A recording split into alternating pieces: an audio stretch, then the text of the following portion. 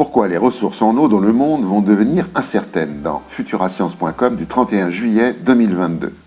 Les chercheurs du Centre national de recherche sur l'atmosphère, le NCAR, aux États-Unis, montrent que dans les régions de l'hémisphère nord dominées par la neige, c'est le manque de prévisibilité de la ressource en eau qui devrait dominer. Même dans les régions qui continueront de recevoir à peu près la même quantité de précipitations, le débit des cours d'eau deviendra plus variable et imprévisible. Dans ces régions, les systèmes de gestion de l'eau sont basés sur la prévisibilité de l'accumulation de neige et du ruissellement. Or, une grande partie de cette prévisibilité pourrait disparaître avec le changement climatique, remarque Will Wider, chercheur dans un communiqué du NCAR. Depuis longtemps déjà, les chercheurs soulignent que le manteau neigeux a tendance à s'amincir et à fondre plus tôt, sous l'effet du réchauffement climatique, parce que les précipitations tombent davantage sous forme de pluie que de neige. La fonte se produit en hiver et de manière plus aléatoire. Le ruissellement devient imprévisible et, dans son sillage, le débit des cours d'eau. Nos efforts pour améliorer nos modèles prédictifs sont anéantis par la disparition rapide de notre meilleur allié, la neige, explique Flavio Lenner, professeur à l'université Cornell. C'est peut-être une course que nous sommes en train de perdre, mais nous essayons de reprendre l'avantage en étudiant mieux ces sujets. Les voyous du photovoltaïque dans cherenard.info du 8 juillet 2022. Gérard Mulliez et sa famille, Auchan, Decathlon, Noroto, Leroy Merlin, etc., investissent dans le photovoltaïque à travers sa multinationale Voltalia. Rappelons que le groupe Mulliez émet 3 millions de fois plus de CO2 qu'un ménage moyen. Voltalia vient d'annoncer la construction de la plus grande usine photovoltaïque et éolienne du monde dans l'état de Rio Grande do Norte, au Brésil. Cet état au bord de l'océan Atlantique, couvert de 530 000 hectares de forêt primaire et peuplé de ces communautés autochtones qui en font sa richesse. L'entreprise arrive d'abord en missionnaire du développement durable. Son cinéma solaire et itinérant trimballe dans les villages sa promotion des énergies renouvelables et projette le roi lion au gamin.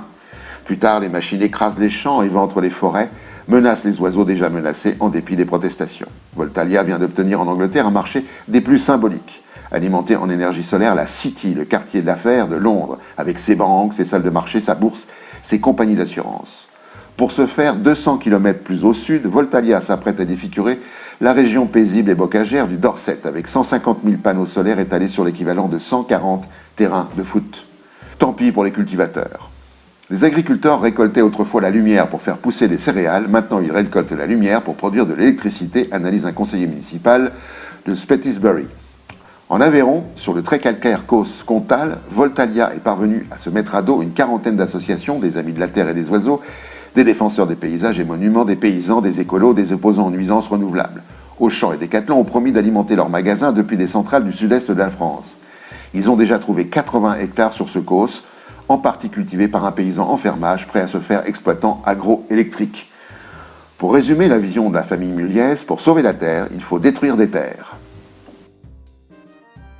Réchauffement climatique, le risque d'extinction de l'humanité serait sous-estimé dans Géo.fr du 2 août 2022. Une étude réalisée par les climatologues et publiée dans le Proceedings of the National Academy of Sciences le 1er août 2022 affirme que le risque d'extinction de l'humanité a été dangereusement sous-exploré. Les chercheurs estiment qu'un scénario avec une hausse de température de plus de 3 degrés d'ici 2100, avec les conséquences d'autant plus extrêmes que cela entraînerait, a été sous-estimé et trop peu pensé. Dans ce type de scénario, environ 2 milliards de personnes vivant dans les régions les plus densément peuplées et les plus politiquement fragiles du monde subiraient des températures moyennes annuelles de 29 degrés d'ici 2070.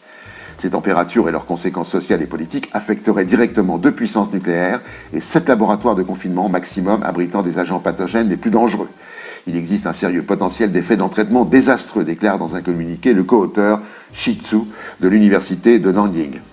Finalement, les scientifiques indiquent que ce ne sont pas seulement les températures élevées qui constituent un problème, mais les effets combinés et d'entraînement de ce qu'ils surnomment les 4 cavaliers de la fin du jeu climatique: la famine et la malnutrition, les conditions météorologiques extrêmes, la guerre et les maladies. Des risques difficiles à analyser et associés à la fragilité sociétale, étudiés séparément mais peu conjointement, estime-t-il. Pas si gentil les minous dans cultea.fr du 3 mai 2022. L'Australie a officiellement classé les chats comme l'une de ses espèces invasives. Dans ce pays, les aimables félins, présents depuis 200 ans, tuent 61 millions d'oiseaux chaque année. Parmi ceux-ci, 71 espèces protégées ou en voie d'extinction. Le gouvernement alloue 30 millions de dollars australiens pour gérer le problème, en prévoyant notamment l'abattage de 2 millions de chats errants. Selon une étude du National Geographic aux États-Unis, les chats sauvages et domestiques tuent chaque année plus de 2335 millions d'oiseaux. Il y a environ 12 millions de chats en France, tous potentiellement des tueurs d'oiseaux, malgré les croquettes. Incendie, cours pur d'eau, en guerre contre le Rojava. La Turquie saccage l'environnement dans Reporter.net du 19 août 2022. Au Rojava, dans le Kurdistan syrien, la Turquie mène la guerre contre les Kurdes en dévastant l'environnement. Assèchement des cours d'eau, bombardement des stations de pompage, brûlage des oliviers. La Turquie n'a guère apprécié que le Rojava proclame son autonomie vis-à-vis du régime de Bachar el-Assad, réunissant Kurdes, Arabes et chrétiens instituant une démocratie directe. La vallée verdoyante de l'Euphrate est ainsi devenue le champ de bataille d'une guerre invisible. La Turquie baisse le niveau des eaux du barrage de Takba. Le débit passe alors de 400 mètres cubes par seconde à 250 en moyenne, voire moins, affectant gravement les 5 millions d'habitants qui en dépendent et les écosystèmes. L'Euphrate est ainsi asphyxié, les moustiques se développent et provoquent la leishmaniose. Plus de 70 000 personnes seraient atteintes. Mehsen Ali Khalil, agriculteur de la région de Tel Tamer, témoigne. Ils, les Turcs, bombardent civils et enfants, ainsi que nos champs, nos canaux d'irrigation et nos stations de pompage. Nous vivons et travaillons dans l'appréhension. Rien qu'au mois de juillet, 363 attaques de mortiers, drones et d'artillerie ont été recensées dans la région, faisant 6 morts et 26 blessés. La Turquie allie des mesures militaires, comme les bombardements d'artillerie et de drones, à une tactique environnementale. Ainsi, les oliviers millénaires d'Afrine ont été saccagés. À Serkaniye, de nombreux champs de blé ont brûlé sous les attaques des ballons incendiaires et de l'artillerie turque. De quoi les autorités ont-elles peur? Réponse de Walad Darwish, administrateur du barrage de Takba. Notre société démocratique où toutes les communautés vivent ensemble est une menace pour eux. Ils ont peur que leur peuple demande le même modèle. Et pour finir, la connerie de la semaine.